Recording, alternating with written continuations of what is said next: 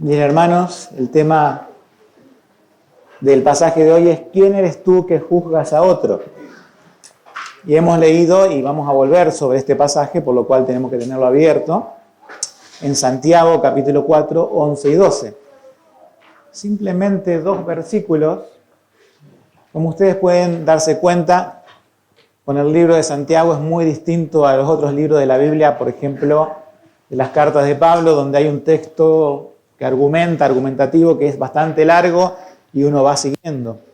Aquí Santiago, como lo dije al principio del libro, antes de darlo, en la introducción, es como el libro de Proverbios, salta de un tema a otro, aunque todo está relacionado. Todo está relacionado. Ahora, este tema parecería un poco extraño si no se lo toma en todo el contexto bíblico. Tal como Santiago habla de las obras y de la ley, de las obras y de la fe, y si uno tomara solamente Santiago sin el contexto de Pablo, no lo entendería. Recuerdan que Lutero al principio no entendía esto, pero viendo que el Señor, por medio de su Espíritu Santo, inspira a Santiago para dar una contrapartida de la fe, que diciendo, bueno, en conclusión, que las obras son el resultado de la fe, aquí también este tema de juzgar tiene que ser tomado de la misma manera, en un equilibrio, y no hacer doctrina de un solo versículo, porque muchos han hecho en la iglesia actual y la del siglo XX, han utilizado este pasaje y el mismo pasaje del Señor que dice, no juzguéis.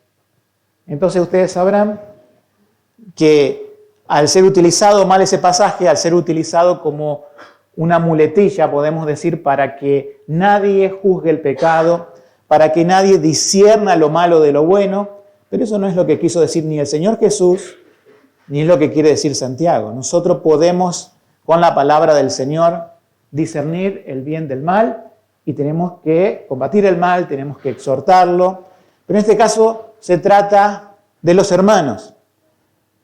Con lo cual, también recordar la palabra, ¿no? Que debemos hacerlo siempre en amor.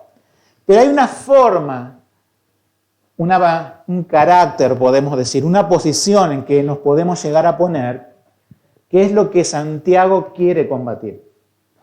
Seguramente estas cartas él no las escribe a ciegas, él habrá escuchado que ha habido estos problemas en sus destinatarios. Y yo entiendo bastante bien por qué, porque los judíos, recuerdan que le escribe a los judíos de la dispersión, eran personas que estaban entrenadas por los fariseos, podemos decir, ya tenían, podemos decir, esa tendencia como pueblo que habían sido enseñados quizás por siglos y mucho más en el tiempo contemporáneo de Jesús, a ser juzgadores los unos por los otros. Por eso Jesús en el Sermón del Monte, en Mateo 7:1 y 2, dice, no juzguéis para no ser juzgados, porque del mismo modo que juzgáis, seréis juzgados. Entonces entendemos esto como una forma mala y una posición como persona mala de juzgar las cosas y a otros. Pero hay una forma buena de exhortar. O sea, nunca somos nosotros jueces, eso quiero decir en la introducción. Nunca vamos a caer en la categoría de jueces, pero nuestra actitud puede ser que a pesar de que recurrimos a la Biblia para exhortar, muchas veces nos ponemos en la posición de juez. Y hay un solo juez, que es Dios. Eso es lo que quiere evitar, y lo digo aquí en la introducción, la carta de Santiago, obviamente a su público inicial, y por virtud de Dios a todos nosotros, porque es parte del canon de la Biblia, es parte de los libros de la Biblia, y Dios sabía que también estas palabras iban a llegar a la iglesia del siglo XXI y que estos problemas del corazón se repiten en judíos, gentiles, en todos nosotros, y que seamos exhortados en esta mañana por el Señor. Como introducción, antes de pasar al desarrollo de los puntos, quería decir lo que un personaje del siglo XIX decía, J.C. Ryle, muchos lo conocen, decía con respecto a juzgar lo que quería decir el Señor Jesús, dice, lo que nuestro Señor quiere condenar es un espíritu buscador de defectos. La inclinación a culpar a otros por ofensas insignificantes o asuntos de indiferencia, el hábito de emitir juicios impulsivos y apresurados, una disposición a magnificar los errores y debilidades de nuestro prójimo y pensar lo peor de ellos. Eso es lo que quería evitar Jesús. Y es lo que quiere evitar este medio hermano de Jesús, que sabemos que es Santiago, que según la carne es hermano, sabemos porque se crió en el mismo hogar que Jesús. Y él recordaba seguramente las palabras del Sermón del Monte y ahora las trae de nuevo, aporta algo nuevo, da algunos detalles con respecto a la ley que ahora vamos a ver. Por lo tanto, lo que vamos a ver en esta mañana es la diferencia entre ser un juez de los hermanos o ser una persona madura que exhorta, aconseja, con la palabra de Dios, por supuesto, pero con amor y misericordia y una consideración correcta del Evangelio y lo que es uno mismo. Entonces, los 3 puntos que vamos a hablar en estos 2 simples versículos es, primero, el hablar mal de otros, que ahí vamos a ver un poco, hay una palabrita que antes no teníamos en la versión de la Biblia. No somos jueces, sería el segundo punto, y hay un solo juez como conclusión, sería el tercer punto. Por lo tanto, vamos a entrar en el primer punto, el hablar mal de otros. En la versión que teníamos anterior, Reina Valera 1909, decía no murmurar los unos de los otros, y acá dice hablar mal. Bueno, hay una pequeña diferencia en el idioma original de la Biblia, por eso se cambió, por eso dice ahora hablar mal, porque murmurar es, por ejemplo, lo que se utiliza en 1 Corintios 10:10, que recordaba Pablo que Israel murmuró contra Dios, se quejó de su condición, etc. Pero no es exactamente esa palabra la que se usa aquí, sino que la palabra está más cerca a hablar mal de otros con el hecho de difamar. Esa es un poco la intención de que Santiago utiliza una palabra especial, por eso se traduce diferente, ya no es más murmurar, sino es hablar mal acerca de otro. Creo que la versión 60 todavía conserva murmurar, pero aquí en la versión de Reina Valera de la Sociedad Bíblica Trinitaria estamos siendo más específicos en traducirlo como hablar mal. Ahora, leamos el versículo de la parte primera. Hermanos, no habléis mal los unos de los otros. El que habla mal del hermano y juzga a su hermano, y vamos a ver después, el tal habla mal de la ley. Dice, no habléis mal los unos de los otros. Yo no creo que a veces haya una intención decidida de difamar a otra persona. Quizás personas que no son creyentes y se inmiscuyen en la iglesia, y esto yo lo he visto a lo largo de mi vida, personas que no llegan quizás a la membresía de la iglesia porque son personas divisoras, personas que están siempre dispuestas a difamar. Lo han hecho en el mundo y ahora podemos decir en la vida cristiana, entre comillas, porque no alcanzan a ser cristianos, son personas que difaman abiertamente. Pero aquí estamos hablando posiblemente, y seguramente, porque esta carta se dirige a cristianos, de cristianos, o sea, personas que han nacido de nuevo, personas que conocen a Jesús como Salvador, Dios ha hecho una obra en ellos de regeneración de corazón, pero aún así, quizás no con toda la intención de difamar, pueden hablar mal de otros hermanos. Hay una tendencia en el corazón nuestro de hablar mal de otros para vernos a nosotros bien.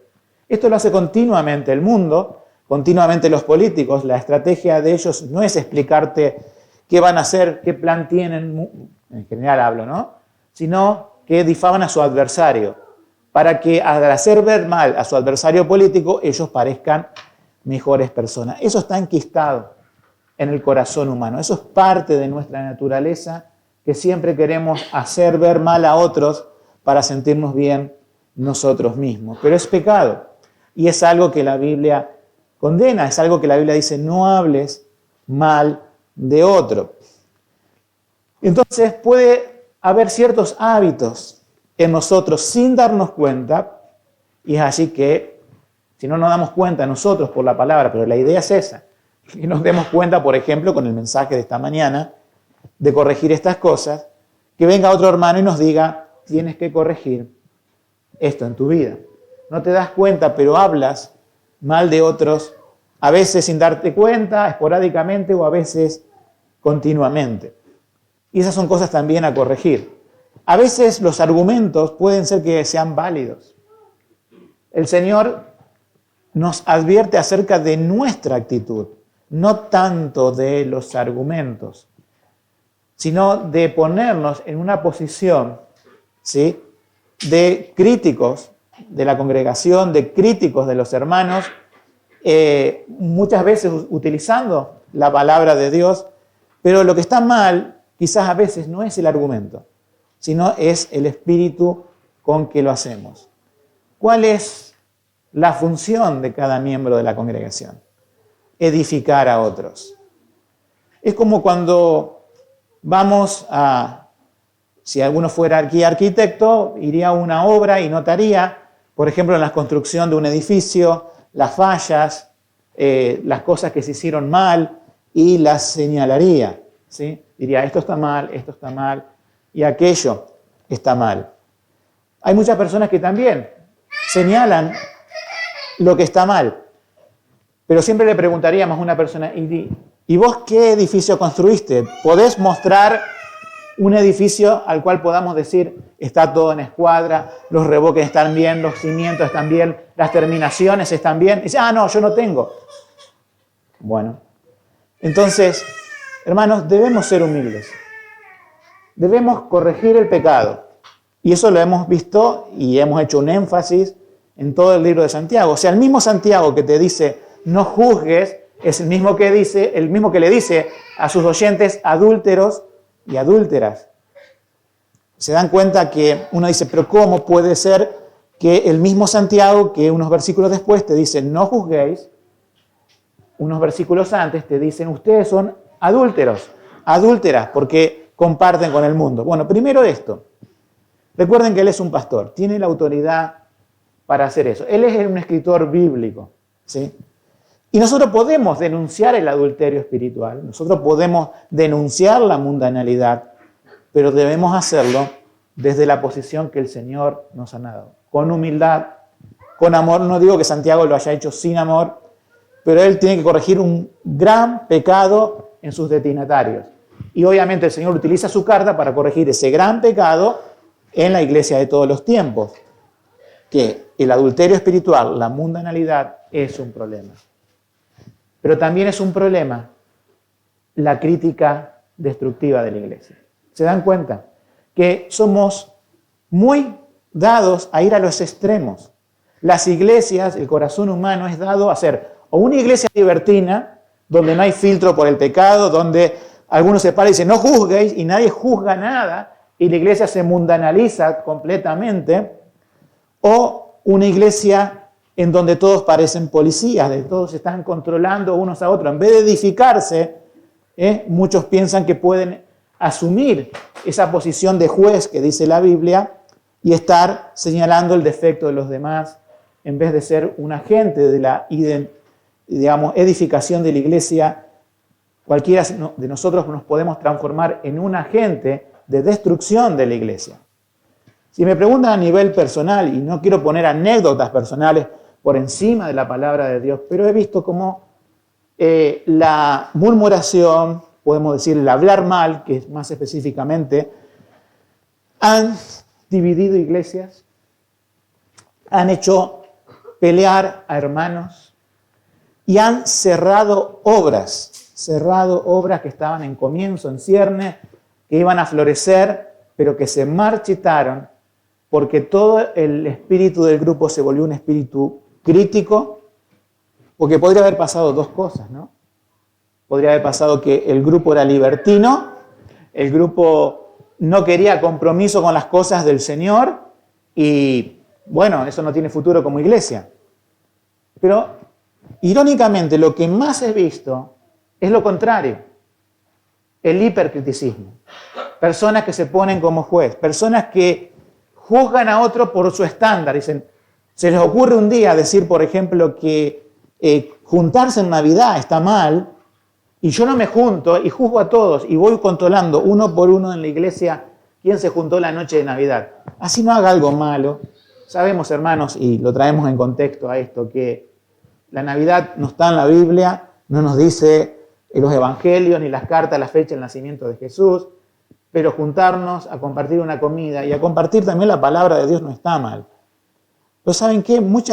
Aunque parezca extraño, muchísimas personas dividen iglesias por esto. Ustedes lo pueden ver en redes sociales. Imagínense lo que hacen en sus iglesias.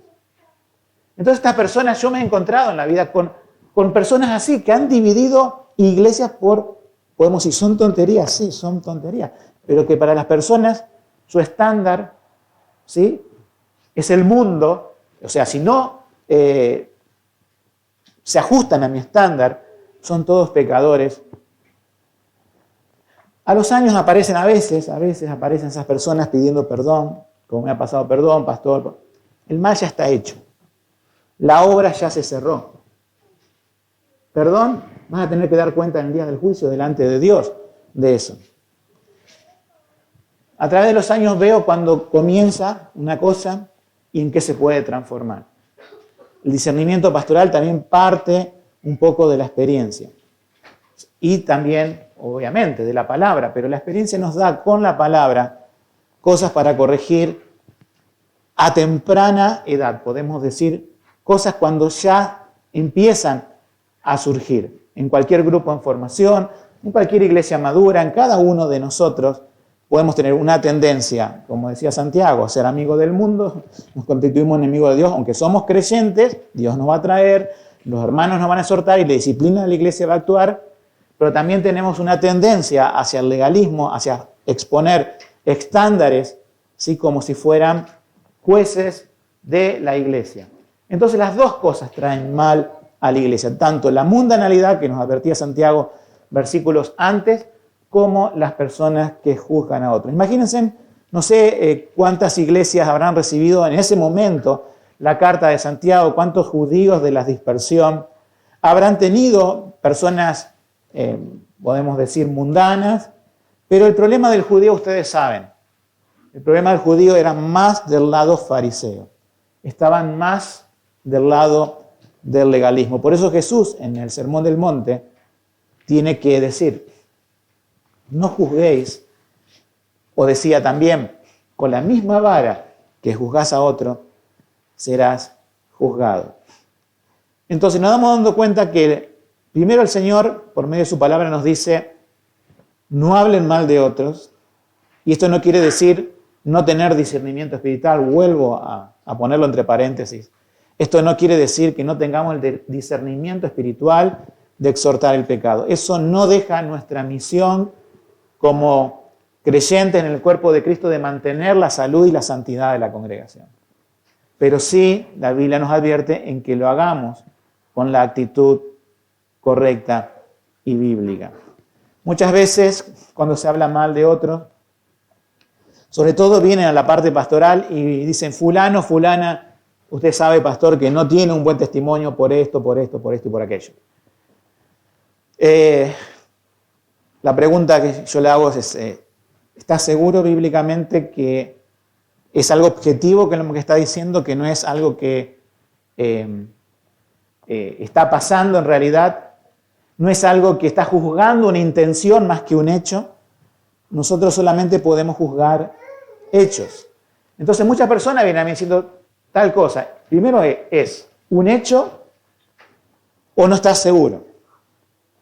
Y segundo, ¿qué has hecho para corregir a ese hermano o hermana con espíritu de mansedumbre, como dice Gálatas 6.1? Ustedes que son espirituales, recuerdan que cuando dimos ese pasaje, está diciendo, ustedes que son creyentes, nacidos de nuevo y que tienen al Espíritu Santo, pueden restaurar al tal con espíritu de ¿qué? De mansedumbre. Y también dice, considerándote a ti mismo. Entonces, todo lo que vimos recién son quejas particulares que pueden surgir en nosotros de otras personas. Y antes de terminar el primer punto, quisiera decir las quejas generales. Quejas generales que a veces se hacen inocentemente, pero que son quejas en contra de la iglesia del Señor. Esto que voy a decir lo he visto en todos los grupos que he estado pastoreando para formar iglesia, aún en esta iglesia. Hay personas en todos los lugares y me vienen a mí de otros lugares y me dicen, ¿qué hago con esta persona que dice, no hay amor en esta congregación?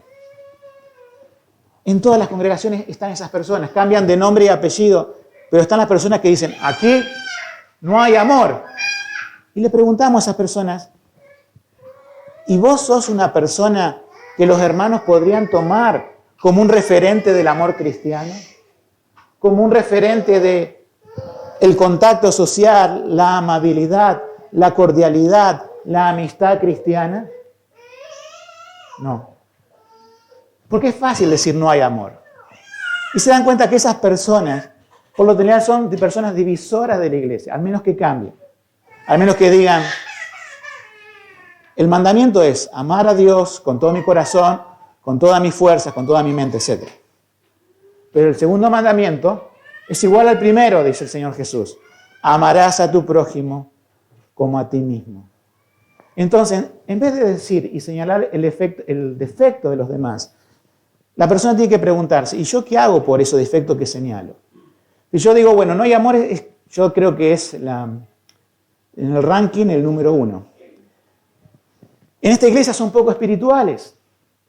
En esta iglesia no tienen un estándar espiritual alto. Entonces la pregunta es, ¿qué haces vos para transmitir un estándar espiritual alto? ¿Estás seguro que ninguno de aquí tiene un estándar espiritual alto? ¿Estás seguro que aquí todos somos mundanos? Por eso, el Señor tiene que hacernos recapacitar y nos pregunta, ¿quién eres tú? Cuando la persona se vuelve hipercrítica, se olvida quién es delante del Señor. Santiago dice quién es tú, pero es el Señor diciéndonos, ¿quiénes somos? Somos pecadores, perdonados por la gracia, lavados por la sangre de Cristo, rescatados del lago cenagoso, rescatados de un mundo donde todo es pelea, donde todo es crítica, donde no hay paz en los hogares, no hay paz obviamente de la manera personal. Somos rescatados de eso. Por eso ahora el Señor que nos salva nos dice, bienaventurados los pacificadores, porque esos serán llamados hijos de Dios. Yo puedo atacar la paz de la iglesia con la Biblia, o puedo edificar a la paz de la iglesia con la Biblia. Lo que depende no va a ser de la Biblia, porque la Biblia es la palabra de Dios, perfecta, pura, infalible e inerrante. Lo que va a depender es mi actitud. Yo con una herramienta de trabajo puedo arreglar una cañería o puedo pegarle a alguien en la cabeza. Todo depende del uso que haga. Y la Biblia está hecha para tener un buen uso. ¿Y cuál es, podemos decir, el sumum, lo más, podemos decir, grave en el hablar mal de los demás? En llegar a la conclusión de que no es cristiano si es un miembro de la congregación. Me parece que no es cristiano porque hizo tal cosa. Entonces, la persona ahí es juez. Porque hay un solo juez, vamos a ver en el tercer punto y conclusión, pero que es Dios, que es Jesucristo. Pero Jesucristo ha dado una autoridad, ha delegado una autoridad a la iglesia. Es la iglesia en la que última instancia, después de un proceso de examen, después de un proceso de 1, 2 y 3, tercer círculo, estamos estudiando la disciplina de la iglesia y ustedes saben a lo que me refiero, es cuando la iglesia dice a una persona, tú eres un gentil y publicano, tú eres un no creyente. Solamente la iglesia tiene esa autoridad. Pero ¿saben en cuántas congregaciones personas se levantan en contra de hermanos que son miembros de la congregación y dicen, me parece que no es creyente? Y es una actitud de juez. No es una actitud de hermano, porque pasó por encima de la palabra de Dios, pasó por encima de la congregación y ya sacó su conclusión impulsiva. Esto nos lleva al segundo punto. Sigamos leyendo el versículo 11, porque vimos la parte A. Ahora vamos a ver la parte B. El tal habla mal de la ley y juzga la ley, pero si tú juzgas a la ley, no eres hacedor de la ley, sino juez. La palabra hablar mal de otros es una sola palabra en el griego. Y ahora tenemos la palabra juzgar, que se usa infinidad de veces en la Biblia. Y dice, ¿quién eres tú? No somos jueces. El pastor no es juez. La iglesia no es juez en el sentido de ocupar el lugar de Dios. Sí ejercemos la disciplina, sí nos preocupamos por la disciplina, pero nos preocupamos de la manera de no ser jueces, sino de remitir y señalar a quién es el único juez, que es Cristo. Con la palabra de Dios es la única autoridad que tenemos, pero lo hacemos también con el carácter de nuestro Señor Jesucristo. Él fue duro, ¿sí?, con muchos de los fariseos, que le llamó generación de víboras. Pero después nos dice, si a tu hermano le llamás algo parecido, o raca, que es una palabra aramea, sos culpable del juicio delante de Dios. Entonces no nos equivoquemos, Jesús fue duro con los que tenía que ser duro. Fue tierno con su iglesia.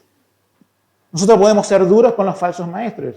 Ustedes saben que muchas veces escribo en contra. No me van a ver peleando en internet, más vale enseñando. Pero a veces tenemos que decir cosas con nombre y apellido, como Pablo lo dijo a Himeneo, Fileto, Alejandro, etc.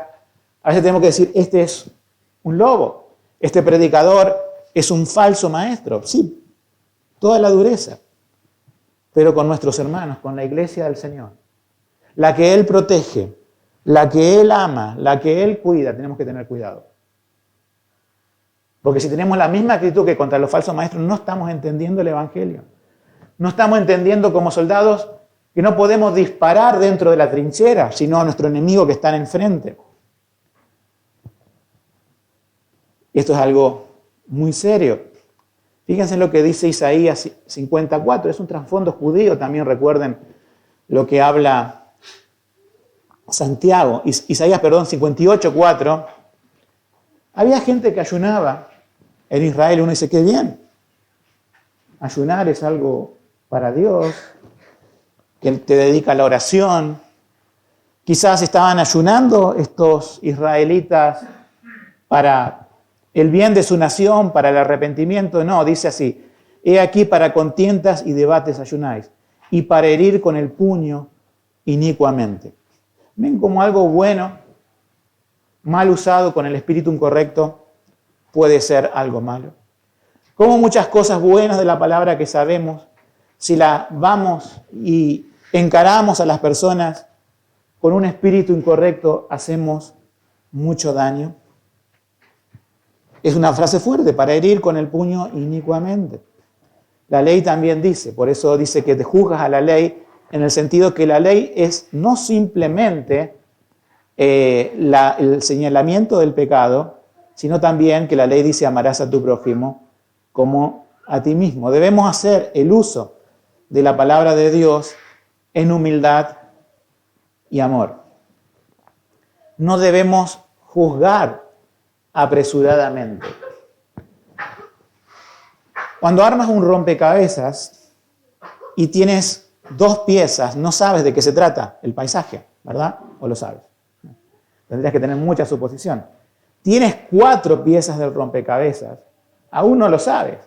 Tienes 30, por ejemplo, si es un rompecabezas que hay, yo veo que le compran los niños de 1000, y es una cosa que ocupa, creo que la sala de cualquier casa, ¿sí? Con 3, con 4, hasta con 100 no te darías cuenta todavía de qué es. Creo que cuando vas por la 400 te das cuenta, esto es un paisaje de una montaña, esto es un paisaje de un lago, de una ciudad. Con lo cual, con 2 o 3 piezas del rompecabezas de lo que sabemos de nuestros hermanos, no podemos llegar a conclusiones como jueces, diciendo, es una persona poco espiritual, o en el peor de los casos, un no creyente. Son un poco más complicados que una pieza de 1000, un rompecabezas de 1000 piezas. Y el trabajo pastoral, el trabajo de los hermanos, el trabajo de la consejería, nos tomamos bastante tiempo, como ustedes saben. No es eterno el trabajo que nos tomamos, pero queremos estar seguros de que tenemos las piezas suficientes para armar de cada uno un rompecabezas donde se vea a Cristo y donde aceptemos a la iglesia miembros que realmente sean verdaderos cristianos. Por lo tal, juzgar todo ese tiempo que la iglesia se toma, todo ese discernimiento espiritual, toda la oración que hay detrás, para llegar a la conclusión de que no son creyentes es grave. Y si llegamos a la conclusión de que otro no es espiritual, la Biblia lo que nos manda, ustedes que son espirituales, restauren. Sean agentes del cambio, sean agentes de la restauración espiritual, de provocarnos al amor y a las buenas obras, como dice la palabra. Porque señalar el error, cualquiera lo puede hacer. Edificar la iglesia del Señor es más trabajoso. Edificar la iglesia del Señor nos humilla a estar, a veces como pensamos, con personas que son inferiores a nosotros, pero la Biblia nos dice que tenemos que mirar a los demás como superiores a nosotros. O sea, es una posición en la que nos pone la Biblia de ver a las personas desde abajo y no desde arriba. Podrá ser que otra persona esté en el sentido espiritualmente en algún problema, en algún pecado, que esté, entre comillas, inferior. Pero aún así, debemos tener la humildad con que Cristo corrigió tiernamente el pecado y aún de personas muy pecadoras, pero también no a aquellas que le dio salvación, sino a aquellas que ya eran salvas, que estaban con Él. Él tuvo realmente una gran paciencia como Salvador, aunque humanamente podría perderla, y en algún momento dijo de sus discípulos, ¿hasta cuándo tengo que aguantar algunas cosas de ustedes? No obstante, Él los amó hasta la muerte, y los amó, como dice la Biblia, hasta el fin. No dejó de amarlo en ningún momento. Entonces, recordemos en esta segunda parte del pasaje que no debemos ocupar el lugar de juez, que es el lugar de Cristo. Hay un pasaje que nos dice en Romanos 14:10, que aquí es el apóstol Pablo. Dice, mas tú, ¿por qué juzgas a tu hermano? O tú también, ¿por qué menosprecias a tu hermano? Porque todos compareceremos ante el tribunal de Cristo. Ten cuidado, porque quizás nos abstengamos de juzgar, pero el menosprecio en el corazón lo ve el Dios. Y tarde o temprano va a salir por tu boca la emisión de juicio. Cuando menosprecias al hermano en lo interior, la abundancia de tu corazón hablará en algún momento eso. En vez de menospreciar a los hermanos y juzgar, tenemos que ayudarlos. Tenemos que exhortarlos. Tenemos que enseñarles. Y hermanos, muchas veces lo que a nosotros nos parece obvio de la palabra y que lo que nosotros hemos entendido por gracia, subrayo, por gracia, para otro no es tan obvio. Para otro no es tan simple como parece para nosotros. Porque somos diferentes. Otras personas son débiles en la fe. No justificamos el pecado, pero la Biblia nos advierte de personas que están más firmes en la fe y otros son débiles en la fe, y es el contexto de Romanos 14:10, donde hemos predicado alguna vez, donde los más fuertes juzgaban a los más débiles. ¿Por qué juzgas a tu hermano o menosprecias a tu hermano? Y nos recuerda lo que nos lleva al siguiente punto. Porque todos, sin excepción, compareceremos ante el tribunal de Cristo. El tercer punto es Dios como juez. Hay un solo juez. Y vamos al versículo 12, que dice, uno solo es el dador de la ley, es el legislador, el dador de las leyes, y que tiene un poder para salvar y perder, para enviar al cielo o enviar al infierno. ¿Quién eres tú que juzgas a otros? Creo que, habiendo entendido quiénes somos, hay un realce más en entender quiénes somos cuando más entendemos quién es Él.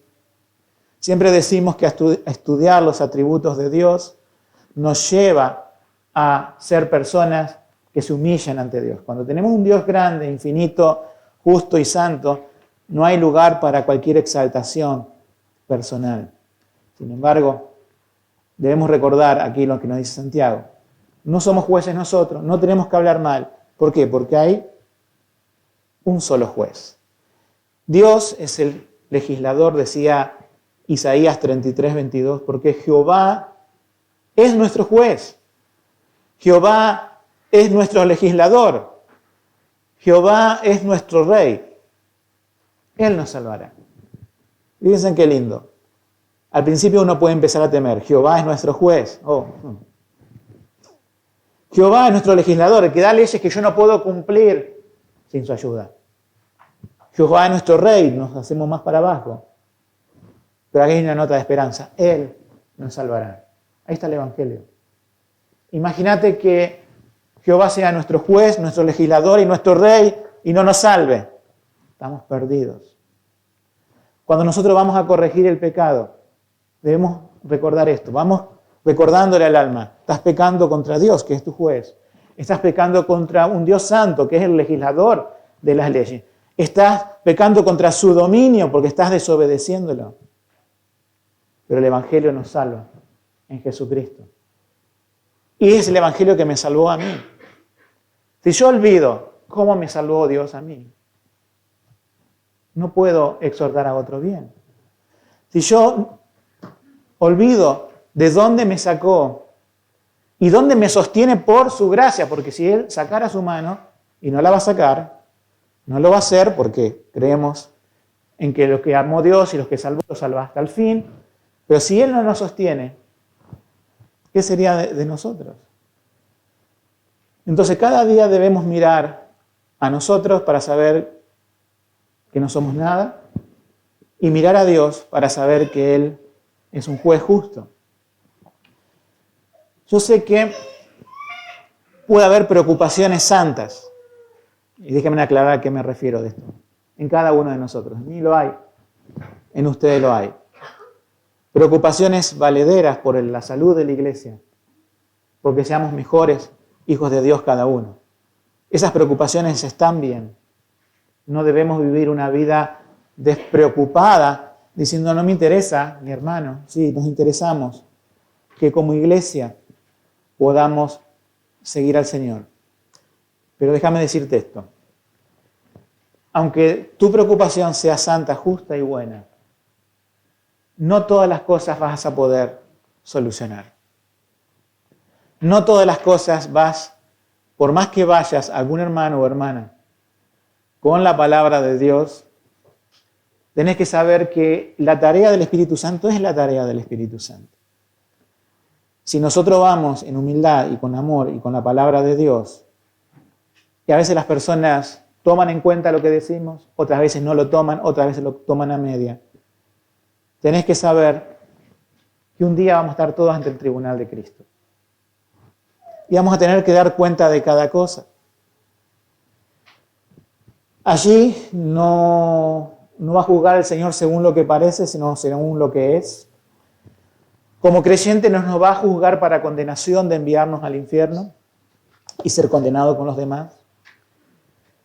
Pero sí nos va a juzgar de acuerdo a qué hayamos hecho. No quiero desviarme del mensaje, pero esta semana he estado leyendo junto con mi esposa en un devocional, no un devocional, es un tema de una persona que decía, si tu fidelidad al Señor, y él lo comparaba con una copa, está media vacía aquí en la tierra, esto va a determinar cómo va a estar en la eternidad. Va a estar en el cielo, pero gozando de él, a veces creo que se piensa mal.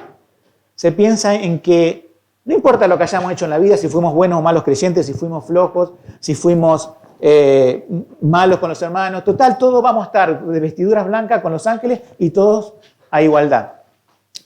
Hay una teología que en algún momento voy a dar de mayor recompensa, así como hay una teología de mayor castigo. Y decía este autor, un pastor holandés, lo que tú construyas aquí en la tierra va a ser el arquetipo de lo que construyas en el cielo. No que te estás ganando tu salvación, pero sí que vivir una vida más fiel al Señor aquí, también vas a procurar un mayor goce en la eternidad de Él. Por lo tanto, somos una iglesia que corrige el pecado, una iglesia que no nos ponemos como jueces, una iglesia que reconocemos el único juez que es el Señor Jesucristo, a quien, como dice Juan 5:2, porque al Padre nadie juzga, mas todo el juicio dio al Hijo. Comentarista del siglo XVII decía, John Gill, el juicio general del mundo en el último día le ha sido encomendado a Cristo, ¿no? Este asunto será gestionado por Cristo, el Hijo de Dios, cuando venga por segunda vez. Él resucitará a los muertos para que cada uno reciba las cosas hechas en su cuerpo, sean buenas o malas. Reunirá a todas las naciones delante de él, y todos estarán ante su tribunal, tanto grandes como pequeños. Separará los unos de los otros, separará las ovejas de los cabritos. Acá cuando la palabra dice, el que puede salvar y perder es el Dios que salva por misericordia y condena por justicia. Y aunque va a haber un juicio entre los cabritos y las ovejas, sabemos que Él va a separar los incrédulos de aquellos que creyeron en Él, pero también en el tribunal de Cristo va a haber un tribunal galardonador, o sea, de premiación y de exhortación a cada uno de nosotros. Por lo tanto, volvemos al punto que dejé. No vas a poder corregir todas las cosas. No vas a poder cumplir la función del Espíritu Santo. Caminá en el Señor, séle fiel, exhortá. Si el pecado de tal hermano se desvía a tal punto que tenemos que ir al primer círculo, al segundo círculo, y Dios quiera que no, al tercero, de tenerlo por gentil y publicano, se hará. Pero seamos agentes de construcción dentro del cuerpo de Cristo. Exhortación final. Miren, tengo no preguntas, a veces hago preguntas. Podemos decir, estos son 4 cuidados, con signo de admiración, ya no de pregunta. Y voy a terminar con una citación de un pastor de Estados Unidos que me gustó mucho, que es un editor asociado de Coalición por el Evangelio. Cuidado, primer cuidado con usar tu propio estándar como el método para juzgar las cosas. Utiliza el estándar de la palabra de Dios. ¿Se entiende eso? Mucha gente no usa televisor, perfecto. Pero ¿saben cuánta gente he conocido que no usa televisor y piensan que ese es el estándar? Y cuando van a la casa de un hermano y encuentran un televisor diciendo, me parece que no es creyente. Cuidado, la Biblia no nos habla de eso. Sí nos habla de la moralidad, sí nos habla del pecado, de evitar cosas, pero tengamos cuidado. Segundo, cuidado con creerte un agente especial. Dios no ha nombrado policía secreta en su iglesia. Corrige el pecado con misericordia.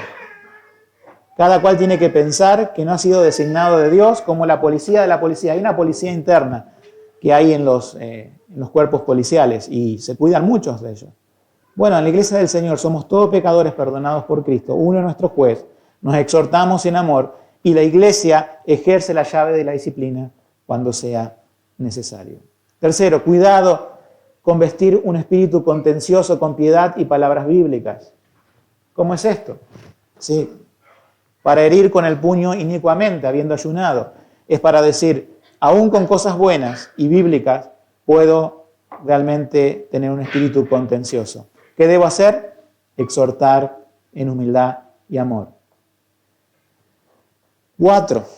Cuidado con menospreciar a las ovejas más débiles. Ayúdalas.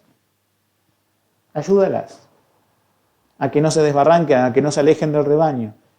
Y el quinto, que es el cuidado con tu autojusticia, está la cita de este pastor. Es un apellido un poco extraño, no lo voy a leer, vamos a decirle Matt, pastor Matt, de Estados Unidos, que dice, y está hablando de este tema. En pocas palabras, la justicia propia es el arte de estar siempre más molesto por el pecado de otra persona. Lo repito.